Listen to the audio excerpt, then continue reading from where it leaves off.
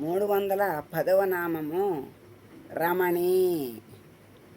ఓం రమణ్యై నమః.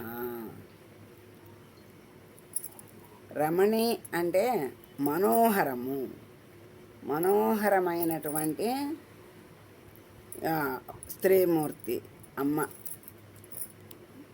సుందరము, రమణీయము అనే పదం కూడా ఈ మనోహరమైనటువంటి స్త్రీమూర్తి నుండే వచ్చింది.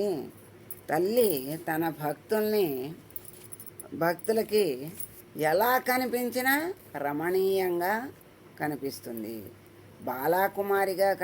బాలగా కనపడుతుంది, కుమారిగా కనపడినా, తరుణిగా కనపడినా, వృద్ధగా కనపడినా, ఎలా కనిపించినా ఆ భక్తుల మనస్సుని రంజింపజేస్తుంది.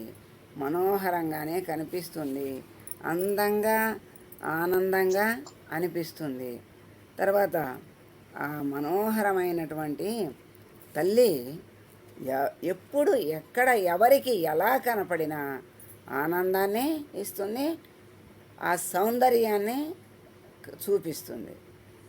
అమ్మ సౌందర్యము దానికి ఆది అంతములు లేనిది. అమ్మ ఎప్పుడూ ఒకటిగానే ఉంటుంది. అసలు ఇన్ని రూపాలు మనము ఆరాధించటానికి అమ్మ అవతరించటమే కానీ అమ్మ ఎప్పుడూ ఒకటిగానే ఉంటుంది. ఆ ఒక్కటిగా ఉన్నటువంటి అమ్మే ఇన్ని రూపాలుగా దిగి వచ్చి ఆరాధనకి వీలుగా భక్తుల యొక్క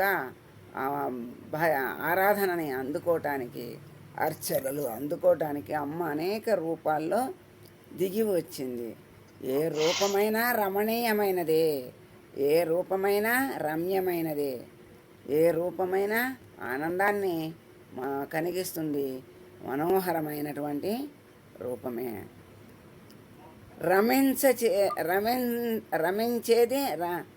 రమింపచేసేది రమణి అంటే ఆనందింపచేయటం, అంటే రమించడం అంటే ఆనందం.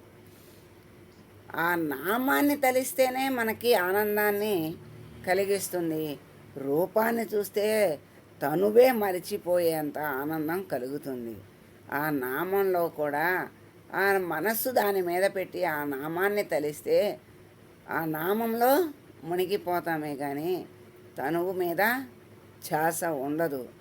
అది మనస్సు దాని మీద పెట్టినప్పుడు మాత్రమే. అలాగే రమణీయం అంటే క్షణక్షణము ఎన్నిసార్లు చూసినా, ఎన్ని రోజులు చూసినా, ఎప్పుడు చూసినా, ఎట్లా చూసినా కొత్త కొత్త అందాలని, ఆనందాన్ని ఇచ్చేదే.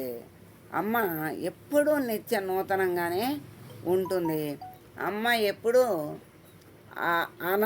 ఆనందంగా కనపడుతుంది, భక్తులకు ఆనందాన్ని ఇస్తుంది. సచ్చిదానంద స్వరూపం అమ్మది. అమ్మ ఆస్వాదించబడేటువంటి శక్తి అమ్మ. ఆ సచ్చిదానంద స్వరూపాన్ని మనము ఎప్పుడైతే ఆస్వాదించామో ఆ రసంలో మునిగిపోతాము. అదే అమృత రసము, అదే అమృతత్వము, అదే ముక్తి, అదే జీవన్ముక్తి. అలా ఆస్వాదించేది ఎవరు అంటే యోగులు.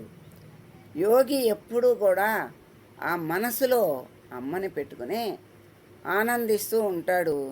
అలాగే అమ్మ ఆ యోగుల హృదయ పద్మములయందు నివాసం ఉంటుంది అని మనకి తెలియజేస్తున్నారు. అలా రమింపచేసేది రమణి. ఆ రమణీయమైనది, రమ్యమైనది ఆ తల్లి ఆ రమణీయత్వాన్ని ఎప్పుడూ నిత్య నూతనంగా పొంది ఉంటుంది అని మనకి తెలియజేస్తున్నారు.